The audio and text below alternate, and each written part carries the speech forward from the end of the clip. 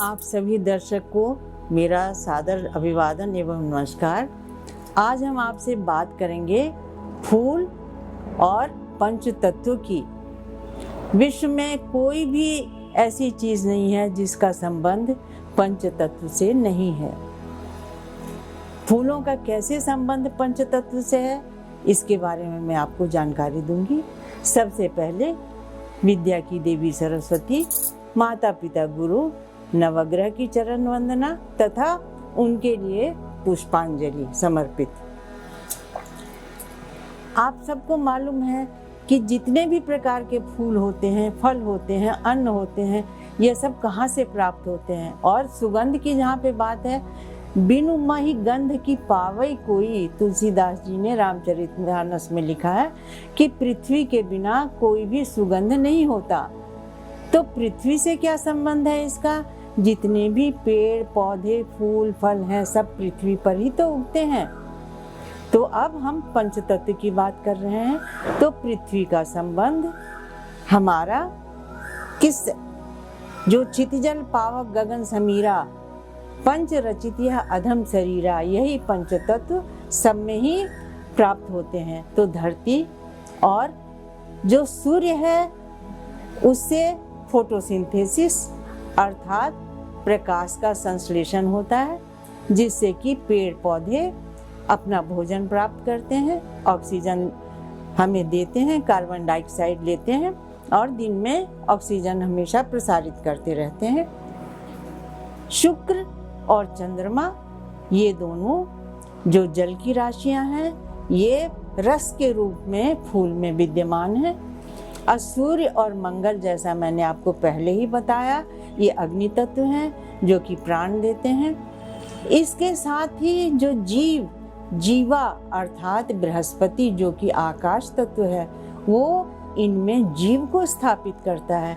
पेड़ पौधे में भी प्राण होते हैं, ये आपने पढ़ा ही होगा, जाना ही होगा। और इनकी जो सुगंध है ये प्रसारित करने का काम शनि अर्थात वायु तत्व करता है। तो सभी तत्वों के बारे में हमने आपको बताया। इसके साथ ही जो फूलों में रंग आते हैं वो सूर्य की किरणें जो होती हैं, जिसमें कि 7 तरह के रंग होते हैं, उनसे फूलों में रंग आते हैं। और रात को जितने भी खिलने वाले फूल हैं वो सभी सफेद होते हैं। आपको और बात मैं बताऊं इसके संबंध में कि वरमाला, आपने देखा होगा कि शादी में फूलों की वरमाला पहनाई जाती है। इसका क्या तात्पर्य है? इसका तात्पर्य ये है कि जो पृथ्वी तत्व है, जिसको कि स्त्री के रूप में माना गया है, वो अभी सभी बाकी तत्वों से अपने लिए वर को चुनती है और उनके माला पहनाती हैं, ताकि उनसे सभी प्राप्त रश्मियां स्त्री को प्राप्त हो सके। और जो वर होते हैं वो भी स्त्रियों को इसलिए माला पहनाते हैं कि धरती के रूप में जो स्त्री हैं उनका वो वहन करें और उनसे अपना जीवन सही तरीके से निभा सकें। आप कभी भी मंदिर में जाइए, वहाँ पर भी फूल आपको मिलेंगे, फूलों से ही उनका स्वागत किया जाता है।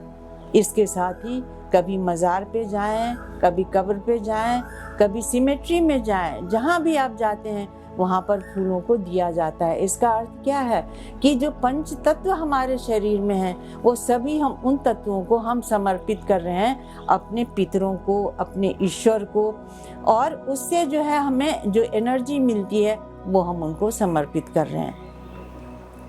और एक बात मैं आपसे बताऊं, क्या कि विद्याहीनम न शोभन्ते निर्गंधाय किंशुका।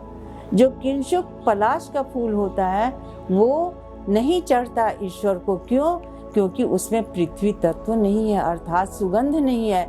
इसी प्रकार से जो विद्या विहीन पुरुष होते हैं, पुरुष अर्थात जो मनुष्य होते हैं, उनको कभी भी समाज में सुशोभित नहीं किया जाता। तो इसके बारे में मैंने आपको जानकारी दी। अगर आप कभी कन्नौज की तरफ जाएं तो आपको दूर से फूलों की सुगंध पता चलेगी, जिससे कि अतर या इत्र बनता है।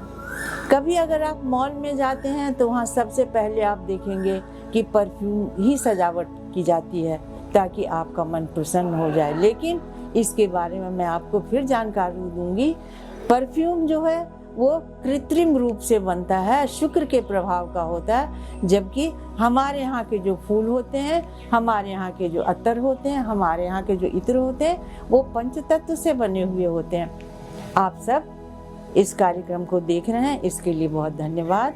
इसको हमेशा ही आप सब्सक्राइब करें, आप शेयर करें, अपने मित्रों में बांटें। साथ ही आपको जिस भी विषय की जानकारी चाहिए वो सोशल मीडिया के माध्यम से आप संपर्क कर सकते हैं। सावधानी ये होनी चाहिए कि ये प्रश्न व्यक्तिगत न हो। आप सबका बहुत बहुत धन्यवाद। फिर अगली बार हम आपसे नए टॉपिक के साथ मिलते हैं। नमस्कार।